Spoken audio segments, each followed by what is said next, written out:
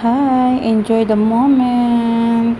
Nandito po kami ngayon sa Genting Highland. Isa po ito sa pinakamagandang place na mga tourist spot ng Malaysia.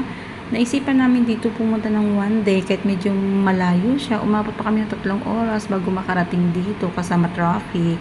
At ito naman yung makulit na batang ito. Ayan, nakadaan kami sa isang temple. Tapos, nakita niya yung mayroong Buddha statue. Ayan, paypay nga daw siya. Paypay siya ng paypay. Nag-i-enjoy siya kasi maganda dito, malamig. Ayan, takbo ng takbo. Hindi alam kung saan siya pupunta. Pero sulit naman kasi masaya kami. Nakikita masaya ang bulinggit namin. Ayan. Napakabait na bata. Paypay na paypay daw siya.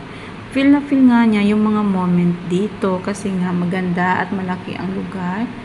Ayan, walang sawa yung paypay niya. Ako, napakabait. Ayan, akyat pa siya ng akyat. Ayan, hinauli ng mama niya kasi baka mahulog dun sa hagdan. Ayan, napakaganda nga po ng lugar dito. Napaka-fresh pa ng air. Ayan po. Gusto ko pa nga ito bumalik dito sa susunod. Pag may day off na naman kami. Ayan o, takbo ng takbo.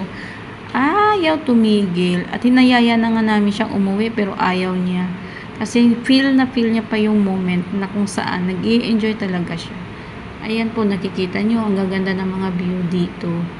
Medyo maganda yung temperature dito kasi medyo malamig nga po siya. Ayan o, enjoy yung anak namin. Anak ng lahat yan. Ayan, kulit. At natutuwa ako kasi nakikita ko siya talaga sobra siyang nag-enjoy.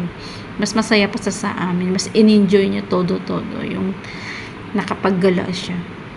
Ayan po, tingnan nyo. Ikot siya ng ikot. Takbo siya ng takbo. Ganyan talaga ang mga kabataan.